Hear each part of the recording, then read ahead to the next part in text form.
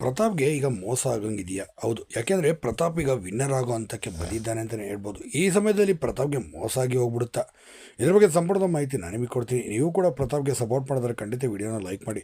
ಪ್ರತಾಪ್ ಒಳಗಡೆ ಹೋಗೋ ಮುಂಚೆ ದೊಡ್ಡ ಕಳ್ಳ, ಸುಳ್ಳುಗಾರ, ಮೋಸಗಾರ ಅಂತಲೂ ಕೂಡ ಅವನ ಬಗ್ಗೆ ಇತ್ತು.